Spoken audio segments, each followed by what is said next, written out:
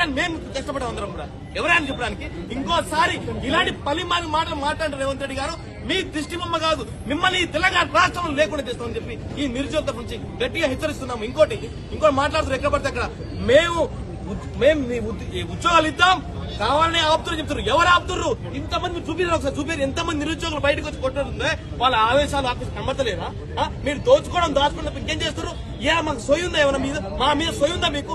ఎంతసేపు దాచుకోవడం తప్ప మీకు మా మీద సొయ్యి లేదని ఈ మీడియా ముఖంగా రేవంత్ రెడ్డికి తీవ్రంగా హెచ్చరిస్తాం. చచ్చిపోతే నువ్వు చచ్చిపో, మాకు సంబంధం లేదు, కానీ మా గురించి మాట్లాడుతూ నీకో బాధ, నీకో కొడుకు కన్నా కూడా ఎదుగొచ్చిన కొడుకు ఉంటే తెలిసేది. ఆ ఎదుగొచ్చిన కొడుకు ఉద్యోగం లేకపోతే తెలిసేది నీకు. ఎందుకంటే నీకు కొడుకు లేడు కాబట్టి ఇలా మాట్లాడుతాం.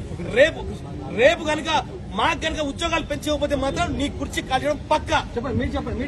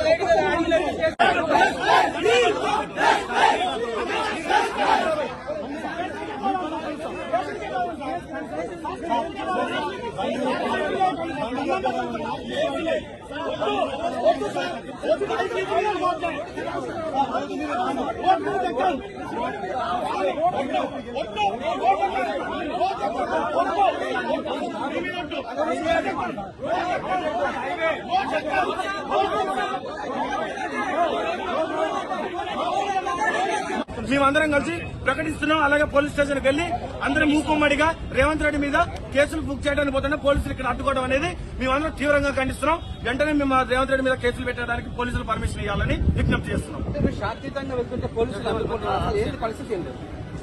ఇలాంటి ఇలాంటి నిర్బంధ పాలన, దౌర్భాగ్య పాలన మేము ఎక్కడ చూడలేదు.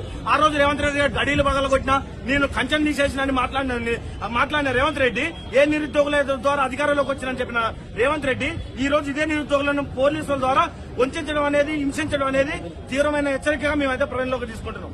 చెప్పండి, మీరు ఎన్ని పోస్టుల డిమాండ్